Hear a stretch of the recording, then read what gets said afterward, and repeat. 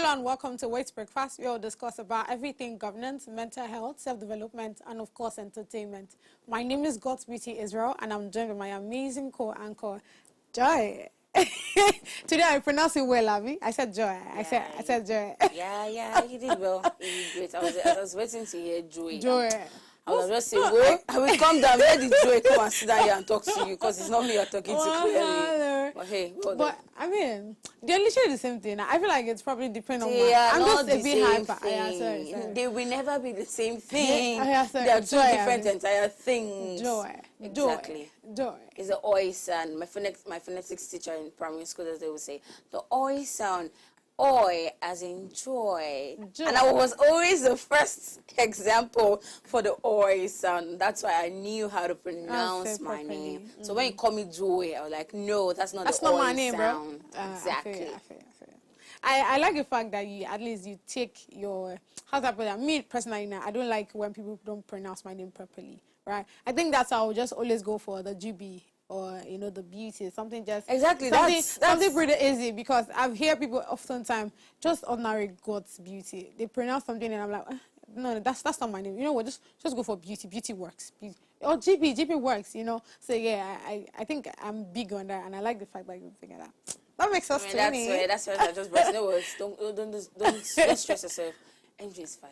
Right. But I wanted to even ask you, how should you get like the MJ? Because I mean, when you say MJ, it's more like the, the alphabet M and alphabet J. So how do you get like the JAY? Yeah. So apparently, a lot of people will look at MJ, and the next thing they'll think is, oh, it means Matthew Joy. Funny enough, MJ doesn't mean Matthew Joy. Oh, okay. Yeah. So if I don't tell you, you would not know about it. Okay. MJ came from, I never had the thought about, okay, let me give myself MJ. So there was just one person, a friend of mine, who everybody calls me Joy, and I was okay with it. The next part of my name, okay, because when I was in secondary school, we were like 6 different people answering Joy. So the only way they could differentiate me, and I was the only person that had that differentiation, they call my name and my surname as one name. You know, when some people like, there's a Dari Johnson, that's just one name, but just 2 names. So everybody calls me Joy Matthew. So that's they feel like it's just a name or Matthew Joy. They feel it's just one name. Then I have another name that's my surname, and I was cool and okay with that, so that I have a specialty to it. I know that when I hear it, I know that it's me. If I hear Joy, I won't answer because I know you're not talking to me. So this person answered. If people was calling Matthew Joy or Joy Matthew or Joy, so he just wanted to be different. So he said MJ. I was like, oh, MJ, Matthew Joy. He was like, no, I don't mean that. I mean something else. I said, okay, what do you mean? He said, it's only for me. I said, please, just at least I'm the one answering the name. Let me know about this. And then when he told me the name, I was like, oh my God, this is so beautiful. Do you want to share? Because I know, don't worry, it's not for public knowledge. Can you imagine? 3 is a crowd. Thank you. It's a knowledge for 2, so 3 is a crowd. So that was where I just adapted the name MJ, and I went on with it. So I thought about it. Should I just put that letter M and letter J? I said, okay, let's make it distinctive. Let's make it an AY. That's how we got MJ. Exactly. All right, Joy. Oh my God, I don't know why I'm laughing, but I think I know why you're laughing. But then again, I don't want to open you like this. Okay, let's calm down. All right, don't catch me. Exactly. Oh my God. I mean, I feel like today is going to be an interesting one, because I feel like, we're going deep into the headlines of last week. So I know for sure that we'll not today. I feel like I don't want to draw anybody, right? I just want to like spew facts, Let's try to dissect certain Nigerian issues and, not even Nigeria. Globality, because I think we are taking 1 or 2 international news. So, we'll speak around it. So that takes me to the topic of today, which is beyond the headlines. But before we even, throw all the old juicy part, let's quickly go on a short break and take a moment. Coming back, sorry, we'll take a moment to catch up on the latest headlines. Please stay with us.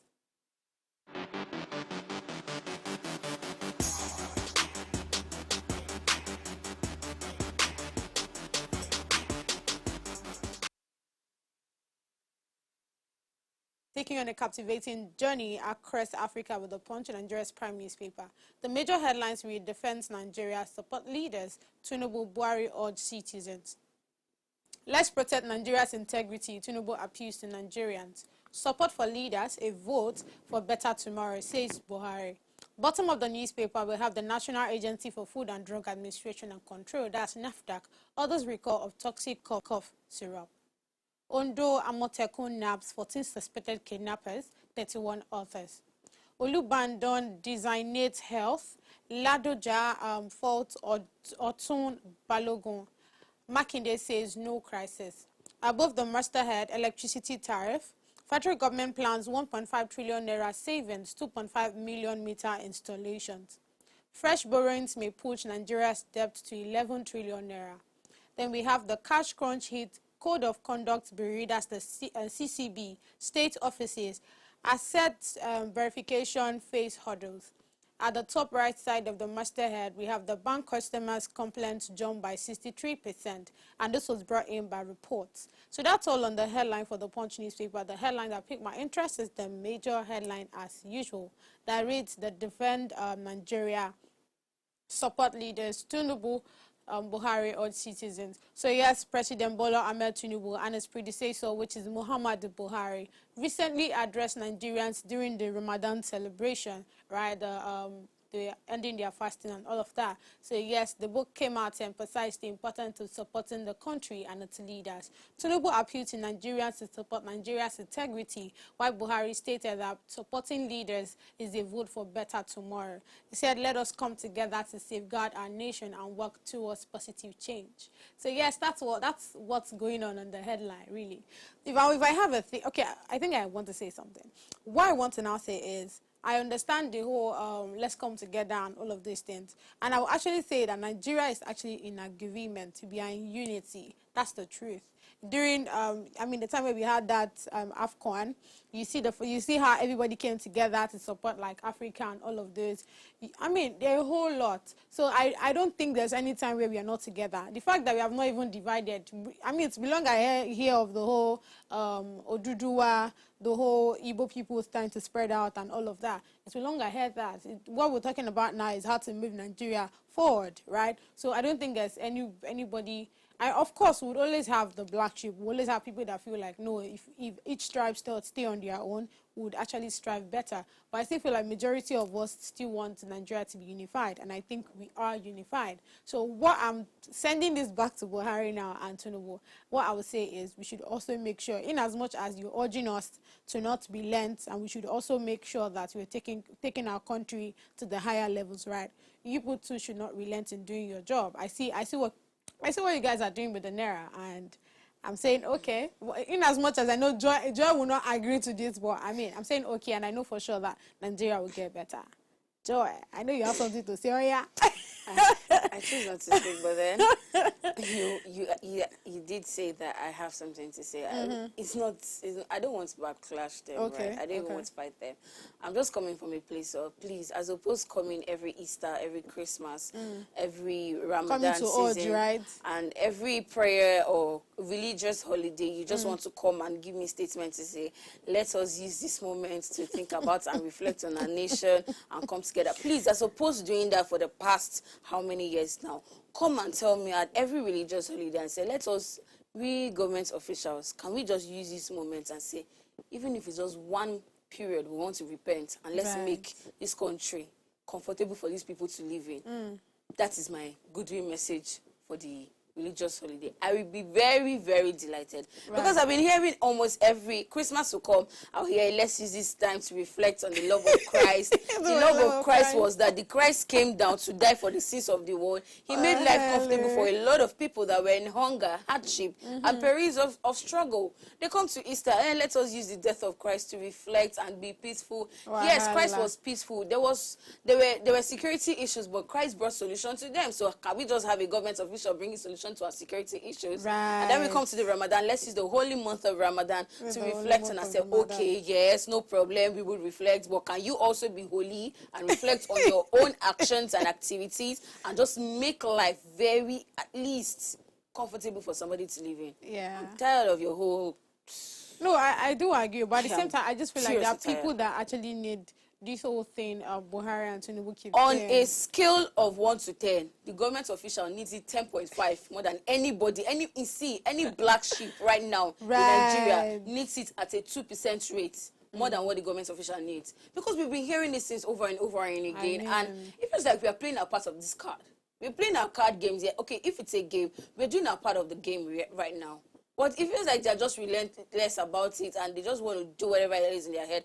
Yeah, according to Gusby, she's happy with the Naira. And yeah, I would say congratulations, you're doing a good job, but hey, make it better. Yeah, that's it. That's it, basically. Just make it better. Anyways, Joy, let's hear your headlines. I'll be leaving you people in this African continent. And of course, as usual, I'll go to my international space. And today, I'll be reviewing the Guardian newspaper from the United Kingdom. And the major story for me reads, Biden declares ironclad support for Israel amid fears of Iran attack.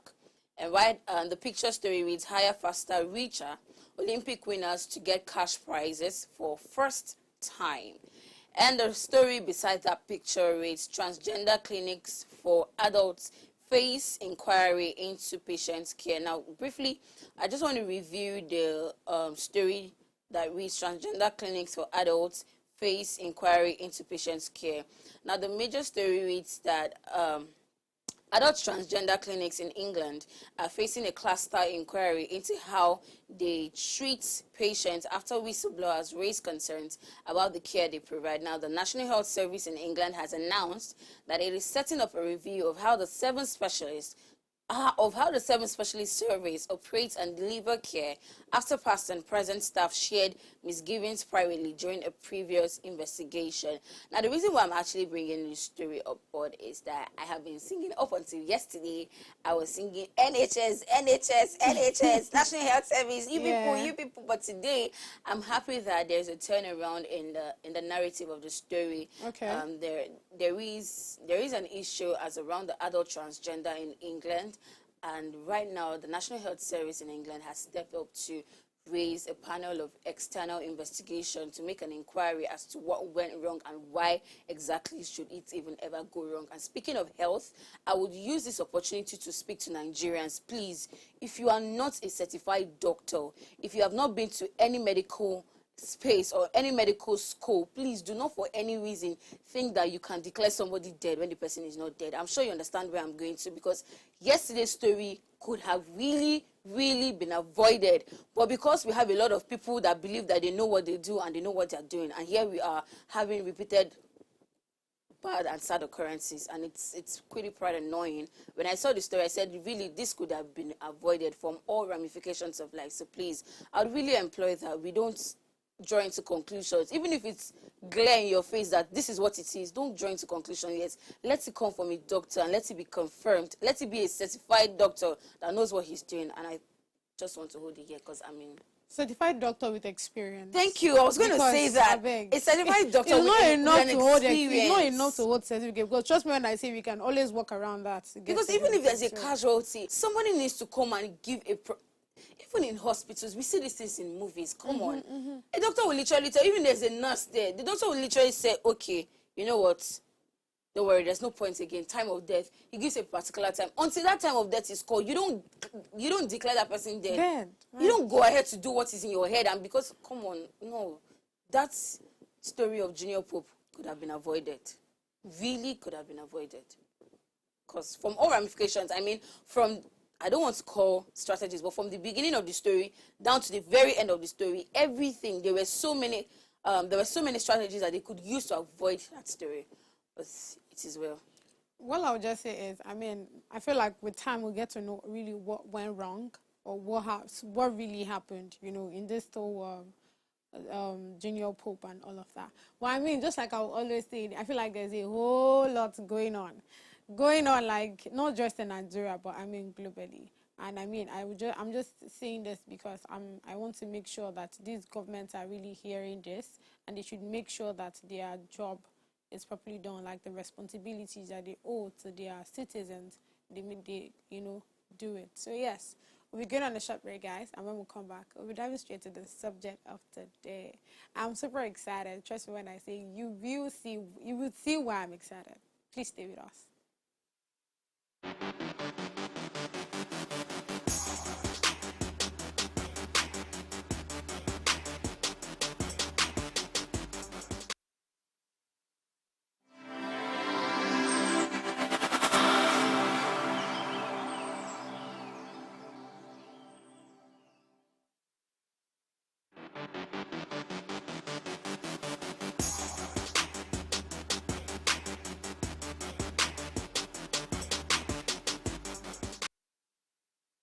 Thanks for staying with us. Yes, today we'll be discussing on a very beautiful topic. I mean, beyond the headlines, we want to go straight in for all of those important things that we need, that needs to be detailed. We want to talk about them today. Remember, you can join this conversation by either sending us an SMS or a WhatsApp message to the numbers displayed on the screen. And yes, calling, the numbers are displayed on the screen. So yes, beyond the headlines, I mean, we just have about 3 to 4 headlines that will be dissecting, right? So the first one is the earthquake in Taiwan and New York City. New York City. I like the way that thing came out of my mouth. Oh my God. So let's start with what happened in Taiwan, right?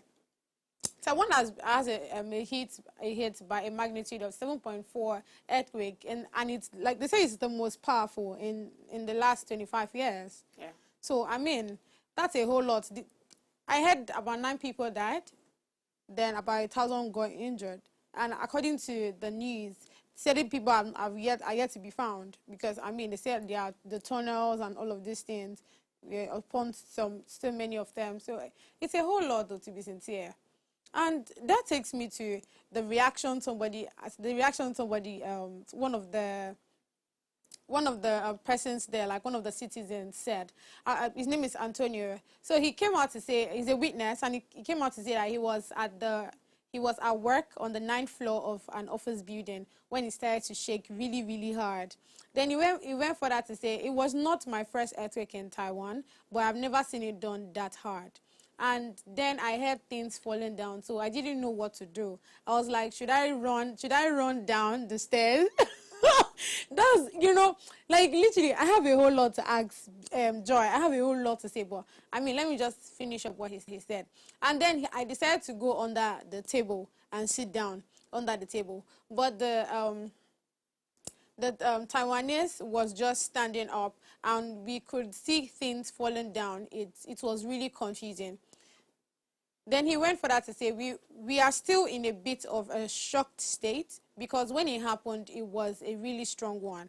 So even the Taiwanese were really scared. I could see they were not used to the one with this strength. So that takes me to the fact that it has never, like this type of earthquake that happened in Taiwan has never really happened in the last 25 years. So Joy, that's it. I mean, with everything this guy said, it means this has been happening repeatedly, but it has not really been like a very strong one, like the one that just took place, right? Joy, can you stay in a country where earthquake happens? If I'm being sincere, it's a no-no. When I read this, I could feel everything the guy was like. You know when he said things start shaking, that he doesn't even know if he's to run down the stairs. A 9th floor building. Bro, and Joy, what do you have to say? Because, see, as I'm thinking this in my head, I'm like, no, this cannot be me. Okay, my first question is, what do you want me to say? See, the thing is, I don't know, but earthquake just like everybody knows now, it's a natural, what do they call that now? It's a natural disaster, right? Yeah. It's not something that can be predicted, because I went to go and check it out. Like, can we predict earthquake? And the thing is, it cannot be predicted, because even scientifically, some people have tried it. They have tried to check like the date and time it will happen, the location and the magnitude. But the truth is, it never just like goes with what has been written down. So if, for example, they say, oh, probably in 2 weeks' time, we'll be having an earthquake in so area, right? And probably the magnitude will be around maybe 6.1 and all of those. The truth is, whenever it happens, it might just be higher than whatever they thought. It might even come before the presumed time. So I mean, there are a whole lot to just talk about, because I feel like, assuming it's probably a man-used disaster or something, but now it's a natural disaster that happens by nature. It's not something that we can predict. You cannot predict nature. You cannot tell when rain is going to fall. Let's leave Nigeria and their witches first. Let's leave that one aside. No, it's true. You hear cases that people say they can pray for rain to fall and all of those things. I think it's tradition, sharp, but I kind of agree. But I mean, I still feel like without God, that would have not taken place. But right? do you feel like they can hold rain? That's do, the do you thing. think that human beings can hold rain? Personally, I say it's a no. I say no. It cannot happen. See, what God did not permit cannot happen. That's the truth. But in as much as I believe, That's the truth. in as much as I believe what you just said right now, and I strongly believe that. But I'll tell you a quick story. So when I was in university, Okay. a particular day, it was a free day for us in school. So we just went to the went to the sporting court area to play volleyball, and we all did. Immediately, it was a Saturday, one and stuff. Immediately, the entire cloud became thick, dark. This one, get how they want to, and this rain will fall. It must fall, and it's going to be heavy. So all of us started running. Hey, rain will soon fall. Everybody, go and put your clothes. Go and do this. Go and do that. And we all ran inside. Guess what? I promise you, till the next day, even a drop did not fall. Like a single drop didn't fall.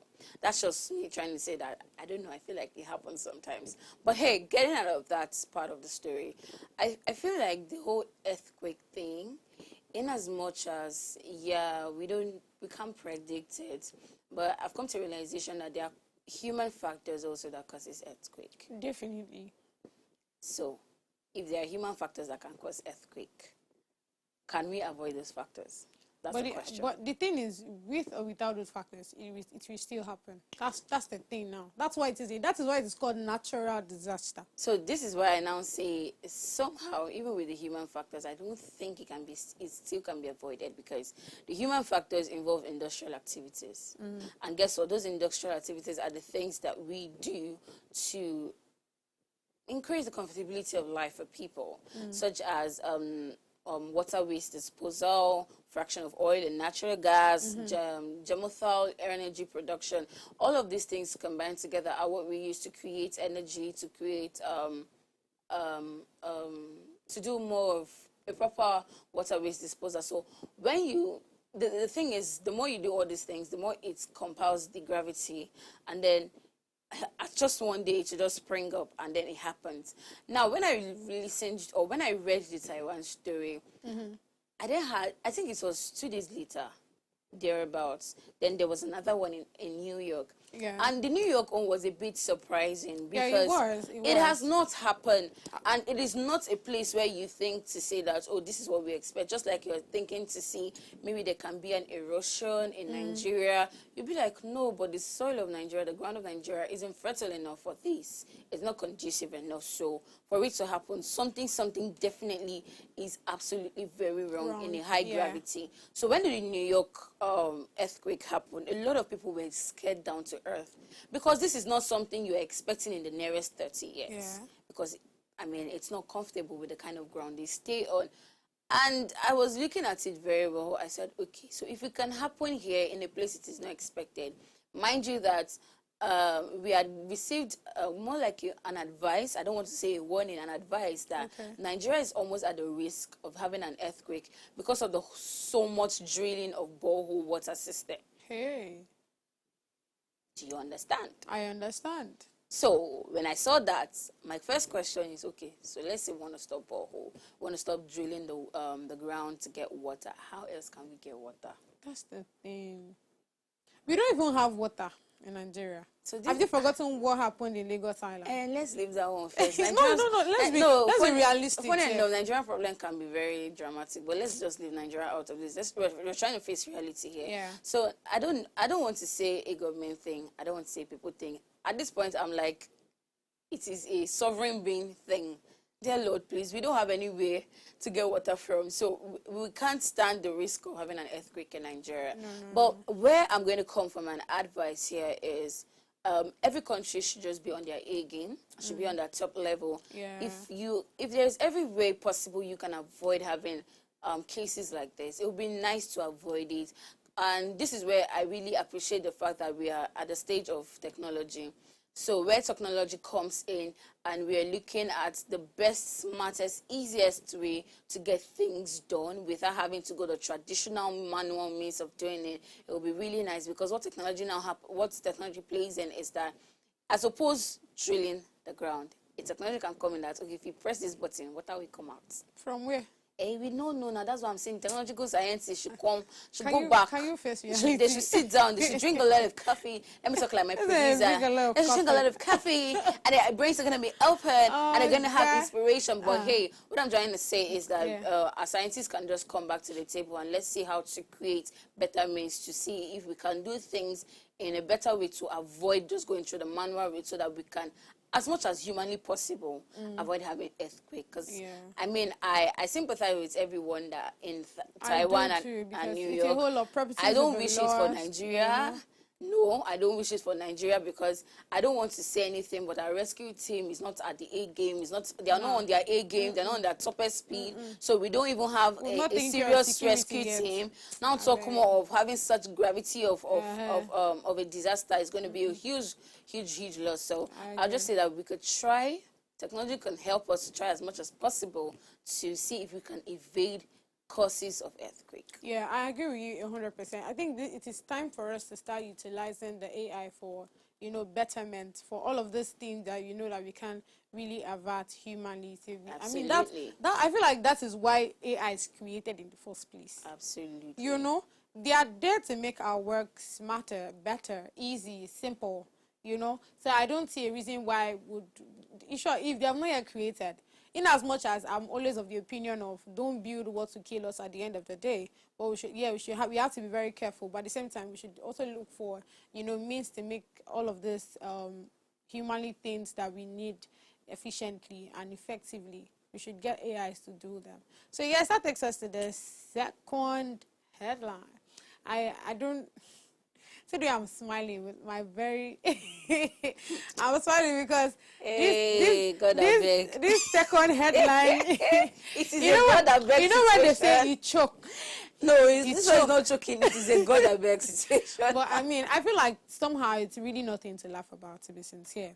It's the Bobrisky saga, right? The unfolding saga began when Daily Post first reported that the self-proclaimed transgender personality was apprehended by authorities in Lagos on Wednesday night, that's last week.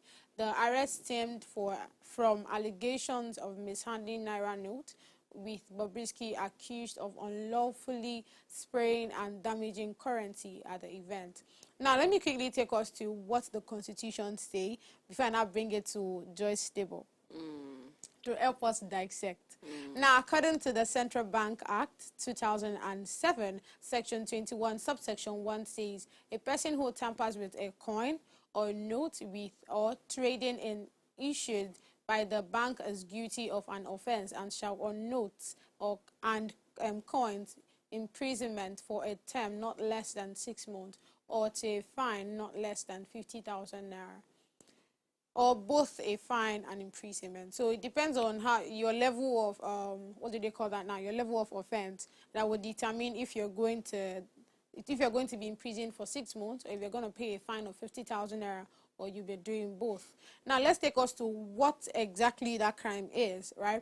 Now, subsection 2 of Section 21 of the Central Bank Act 2007 says, a coin or note shall be deemed to have been tampered with if the coin or note has been impaired, diminished, or lightened, otherwise than by fair wear or tear, or has been defaced by stumbling, engraving, mutilating, piercing, stamping, writing, tearing, soiling, squeezing, because I know I emphasis on squeezing, okay, and any other form of deliberate or willful abuse, whether the coin or note has or has not been thereby diminished or enlightened. So yes, sorry, lightened.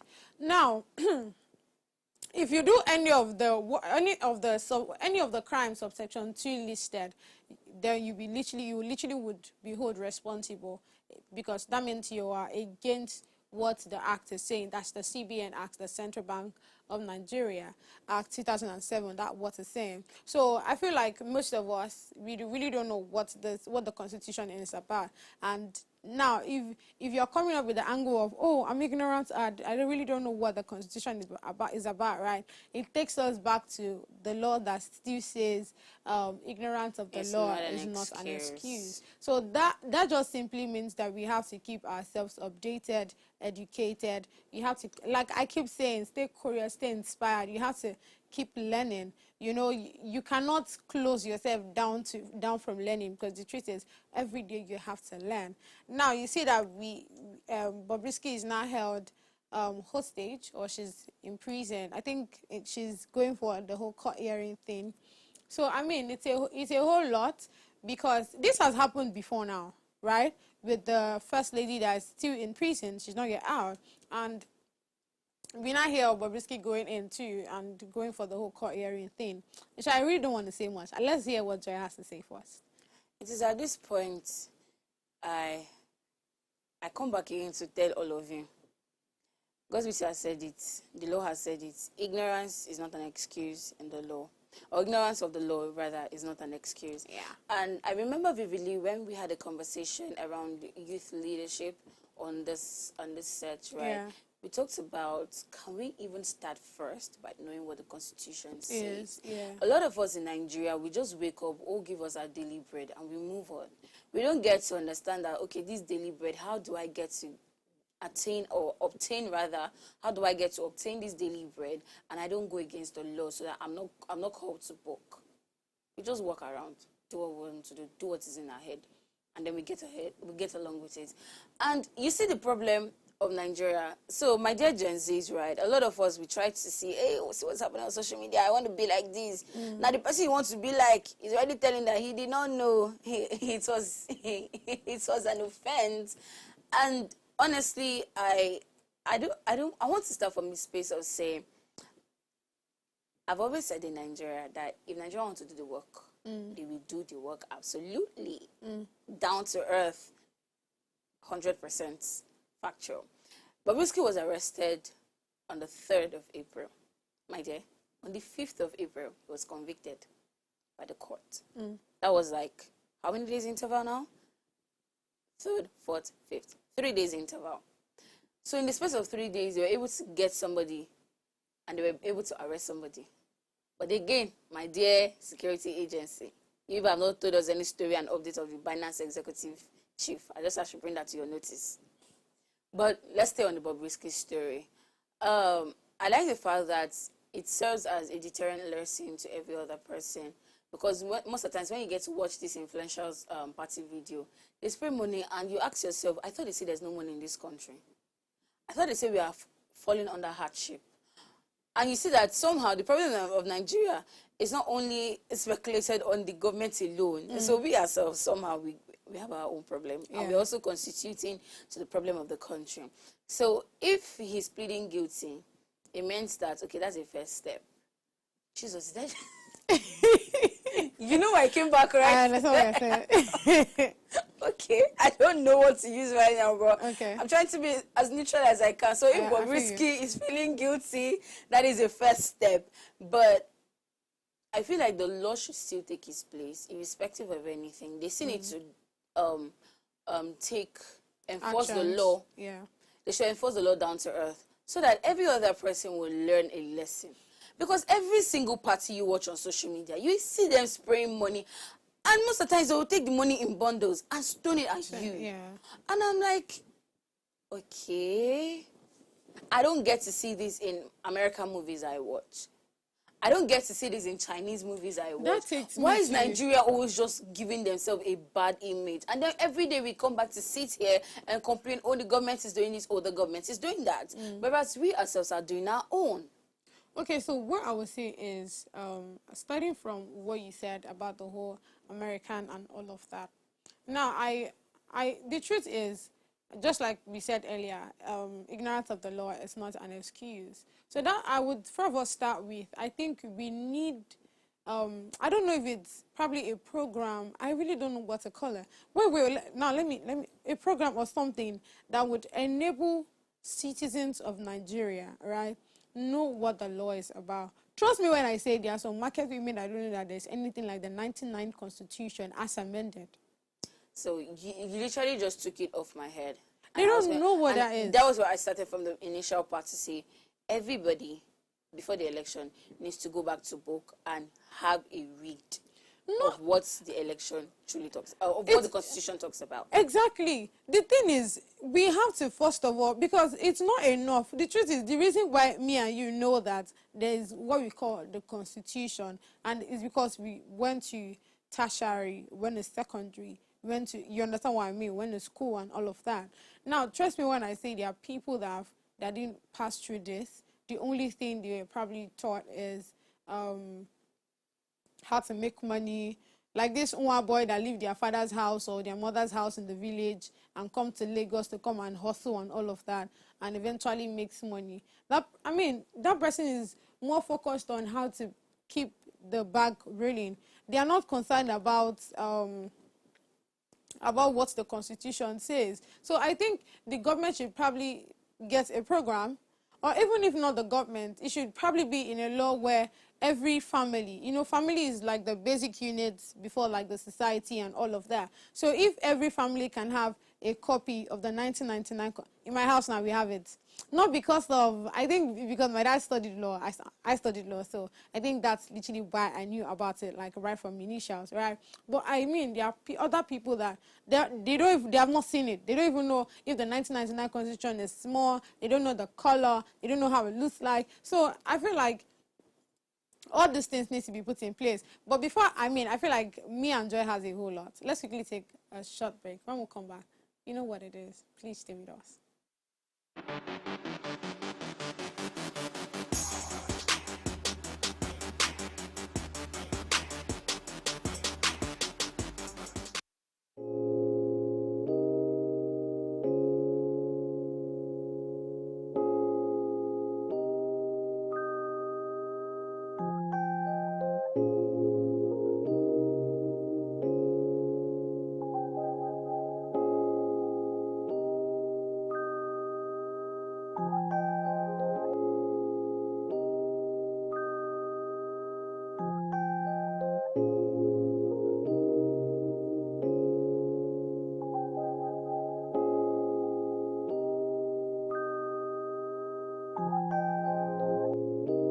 Security is something that tampers with everything. Absolutely. It tampers with investors coming into. Absolutely. The reason why we don't have enough investors coming into Nigeria or pouring into Nigeria, irrespective of our growing and thriving economy, is because of insecurity. It started with expatriates. Expatriates in Port Harcourt and the likes, on the road they're kidnapping them and they're asking for their ransoms are in dollars. Yeah. And then now you're kidnapping school children. Like, when is it going to end? Are we ever going to have an end to this? It just doesn't make sense.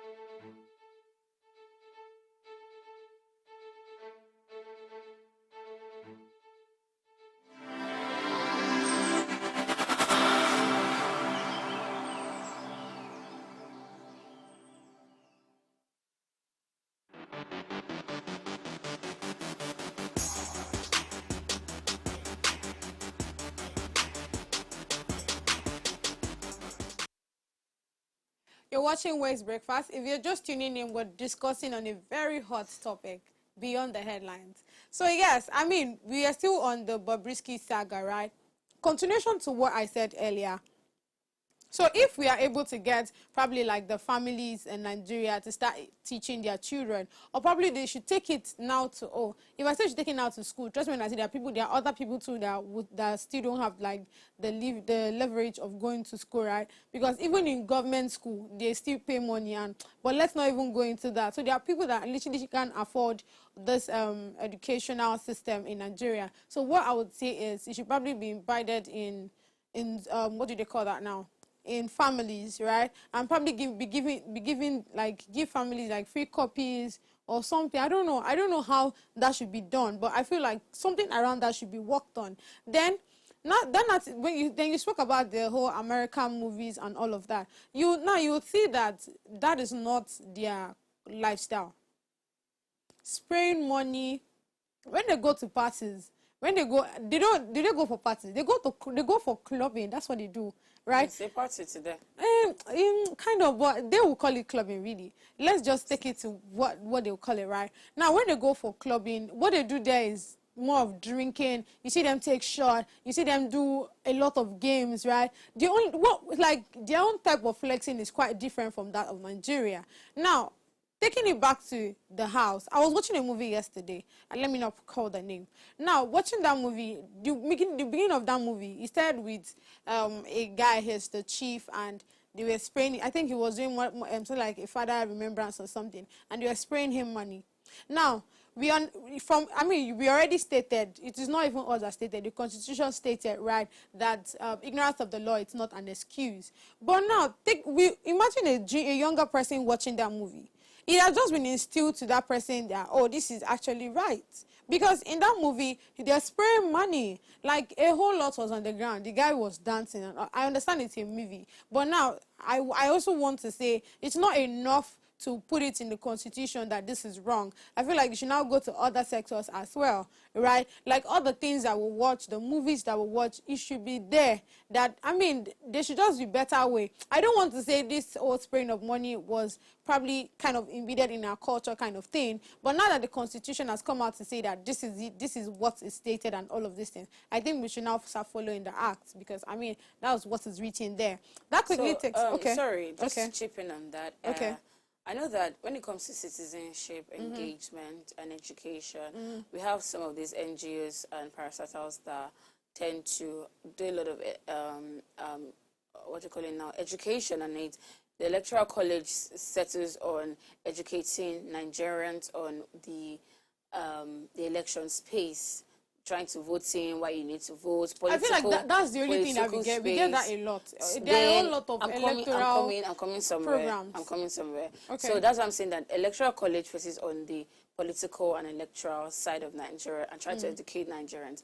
Now you have things like, we have organizations like Enough is Enough. They tend to do citizenship engagement, try to make you understand that as a citizen, this is your right. This is what you need to know, that this is what you can do. You need to understand how powerful you are being a citizen, that your office as a citizen is the highest office in the land of Nigeria. So if we have things like this, I think it would be nice if EFCC or any financial organization can also curb out their how do I put it now, their own education organizations or NGO to say, let's educate Nigerians on financial laws, financial rights, because there's financial rights. So financial laws and financial rights, and how you can be able to thrive in the financial space without having to breach the law. So if we have things like that, I think it will help everybody a lot. The truth is, there are a whole lot of things that Nigerians need to be taught about. There are a whole lot. See, I really don't want to go further and further into this issue. When we talk about the laws, when we talk about the rights of citizens, it's not enough to talk about, oh, we have right to life, right to this, right to that. I mean, the whole binary things that we're talking about, I'm very sure people don't know what the difference between tax evasion, tax avoidance. Exactly. You know, there are a whole lot. There are so many types of, apart from the Constitution, right, there are other acts that are literally embedded in us. They are working. Like this CBN Act now. Not many people know not many people know that the CBN, there's an act. You know, apart from the Constitution, there are some other laws beneath it that works. Like for every parastatal, there's an act that is working on that. When we talk about the tax, we have the Companies Income Tax. We have the Companies Income Tax Act. There's so many things. You talk about the CBN, we have the CBN Act. So when it comes to that angle, like I just said, I feel like there should be a program, or probably, I don't know if I should call it a program, if I say each family, there should just be something around it that the government should. This one now, they need to work on it. Because it's not enough to hold people ransom for, oh, you've been ignorant, and trust me when I say it's not an excuse. But at the same time, you have to give them benefit of the doubt by teaching them, making sure that these people actually know what the law is. I mean, we're talking about the newspaper where Tinubu was saying that we should make sure that we are taking care of the Nigeria's integrity and all of that. How are we going to do that if we don't even know what it is about? You know, there are a whole lot of things that Nigeria, like the citizens of Nigeria, needs to know. It's not enough to just tell us that we have laws. It's not enough to tell us that we have constitution. It's not enough to tell us that, oh, this is working and this is that and that is that, and we are not even properly taught, you know. I even hear that history is taken out from some of the, like, the secondary school curriculum, most of them. Most schools don't teach history. When I was in school, I wasn't taught history. You see? That's another problem. How do we now know who, apart from the Nnamdi Azikiwe and Tafawa Balewa and all of those people that are forced that we knew, right? There are some other people too that we're not mentioned in government that history would probably take in. So these are things that need to be working. These are programs that need to be pushed out. You know, it's not, seriously, there are so many things that, apart from the fact that I am a law student, there are so many things that normal citizens of Nigeria don't know because they didn't study law. So it's not just really, I feel like they should just, or in as much as I'm saying that they should teach other citizens on this law and all, there should also be a line between what differentiates someone that studied law. I mean, when it comes to law, there's deep analysis to that. But I just feel like the basic things need to be taught to the citizens. So let's just take it out to the less serious ones, because I think we've talked about the whole serious conversations. Yeah. Oh my God. So yes, luxury in the skies, Davido's private jet. Hey! See me, I get it, 30 billion. Oh, I know. Straight on. I think that's like the best song for this. I swear. Davido came out and post on Twitter, Bombardier 7,500. There was no currency added to it, right? Then Inairo Tier Rubber. I am now Obi Kubana, Kubana Chief Priest. I don't know why I keep shouting Obi Kubana. I think Obi Kubana is somewhere in my head. I don't know why. But let's leave that part. Kubana Chief Priest replied saying, who they use? Hope say no be me. Hope say no be me, oh. You they pressure them too much, oh. I don't they pity them. Take them easy now. $75 million Tier Rubber Bombardier. Chai, money now water. As in, honestly, money now water. My God, money now water. Ha, I beg you. No talk down. I wish it could be coffee, because I have a cup of coffee right here with me, and I could just say, okay, no what. Okay. I mean, I feel like it's a wonderful one, yeah. I'm happy for the guy. There are just two things rolling down in my head. You see the video? Okay. He's one person that I have looked at him from a different perspective. I love Davido's resilience. I love that guy's resilience so bad. Whether he has his flaws, he has his own wrongdoings, he has his own wrong side. I mean, come on, who doesn't have it? Right. Every single person have theirs. Even the person pointing fingers. I mean, when you point one finger, 4 is facing you, you say your own day times 4, waiting that person don't do. But hey, I'm actually happy for that guy because his resilience is really, really tough. When that guy lost his son, God, I expected that he's going to come from a place of my entire world is crumbled. Especially when different stupid stories were flying here and there, here and here for the death of his son. To the point where some people even mentioned that he used his son for rituals. Yeah, I mean, I think I saw that rumor. Do you know how defamative that sounds? Yeah. I mean, that's very detrimental. When we talk of mental health, they have messed with Davido's mental health a lot of times. I agree. Talk about his sagas, his this, his that. Baby mama's up and down. And then this is why we had a conversation around mental health, and I could say, and we mentioned that his family is his support system.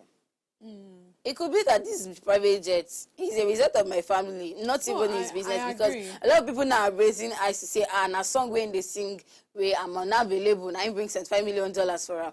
And hey, it could be, yes, it's possible. Davido because in the music industry for a long his time. album literally went viral because for a long that time. was the album he brought out after the death of his son. So it was coming out from a place of, okay, no matter what it is, I'm still going to do what I want to do. The earth cannot shake me to bring me down totally. And a lot of people just to support him. So yeah, I would believe that it came from the money of that song or yes, that particular album. I can believe that. Yeah. But his family has been strong to him. And I just want to use that as a point of contact to reach out to every other families in Nigeria. We need to be very intentional about supporting our own. Family business is God. When you have a business, you always tell yourself that my family is never my client.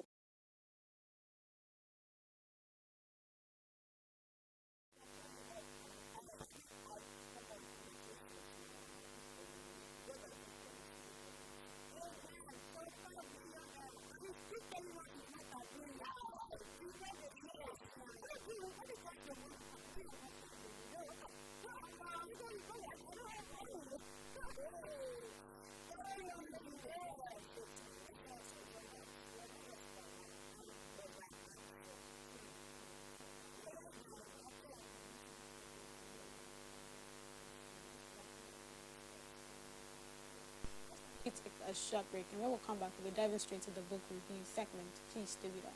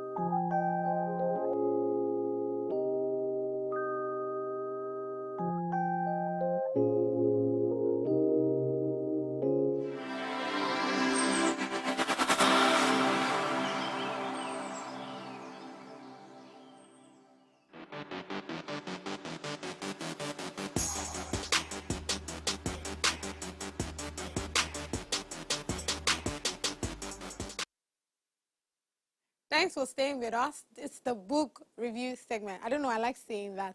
So yes, I mean, you already know we're talking on Atomic Habits by James Clear. So chapter 5, the best way to start a new habit.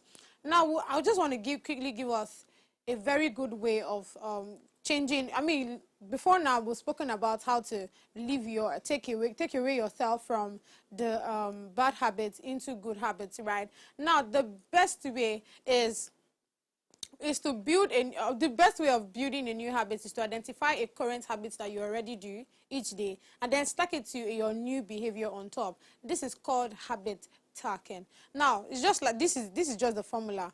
After current, now you go to, for example, now you have a book. You have a book, then you have it. How do I put that now?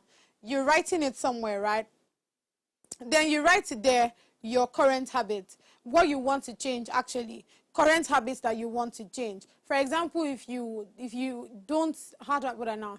Maybe you have the habit of not taking water like me. I don't know, I don't like taking water that much. So if you have the habit of not taking water too much, you write there not taking water, right? Then under it, you probably give yourself, for every time that you take water, you like add the minutes to it, or just put it somewhere. Then this is what you do now. So if before now you already have like a dissection on how you take or how you eat and all of that, you should now indicate the time to it, right? So with that, once you keep stacking that, then you're not writing your new habits. You have like a pack for your new habits. So you, in as much as you're changing your current habits, you should have the a stack for one new habit you want to assimilate or you want to change to. So you have your current habits here, you have your new habits here. So with time, you see that as you're working in progress with intentionality, you have to be aware of what you want to change on. So with time, you see yourself changing from that current habit that you are to your new habit. Joy, let's quickly round up with you. Okay, so basically, the two most common cues for habits adaptability and habits change are time and location. You want to look at the time you're emulating out this habit, and you want to look at the place and the exact location you're emulating this habit. So that will help you. And I like the fact where you mentioned that for every habit you do that you want to start changing, whether good or bad, you pen it down, you allocate, or you pen down the time frame you proceeded out this habit. Now it's just going to help you a lot in habit stacking. And what is habit stacking? Habit stacking, it's a strategy that you use where you can use, where it's a habit strategy, it's a strategy you can use to pair a new habit with a current habit. So there's this particular habit you're doing where you don't drink water, you don't like taking water, and you want to have a new habit of drinking water. Now, what is habit stacking? How habit stacking helps is that when you see that you stayed a day, you don't drink water, you're looking at it. And I want to give you from an example I had while I was growing up. So being a very little girl, I love to play a lot. And those days, if I play, I can be very dirty from head to toe. My entire leg is going to be like Sandfield bus stop. Yes, I feel like they use my leg to name that bus stop like that. My legs are going to be Sandfield, going to be dirty with sand. I could play with sand a lot of time because I was really, really playful girl when I was small. And the way I I told myself, I'm growing. I need to stop this habit. As little as I was, funny enough. And the only way I thought I could tell myself that I'm growing is that every day, from morning, I'll look at my leg. Okay, my leg is clean. Then in the evening, before I go to take my bath, I look at my leg again. My leg is clean. Oh, wow. That means I not play stupidly today. When you actually did play, right? I was very little. And funny enough, I played. But I was not being careful because I didn't want myself to be dirty. Because then I was going to shout at me. Yeah. When I go to bed, I'm going to shout at me. So I said, okay, I'm growing into a better person. I want to go into an adult. I mean, I don't know why adulthood was fitting me when I was very small. But now it's a scam. But that was how I understood that I was growing. And it could happen that in a week, out of 7 days, 5 days, my legs were clean. I was so happy with myself.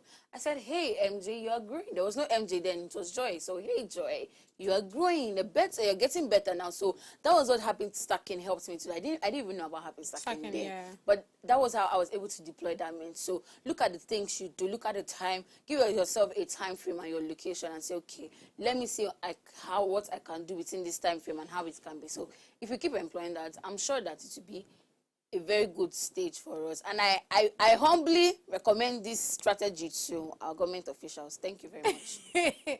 So, I mean, I feel like Atomic Habits is not just for us alone, even down to the government.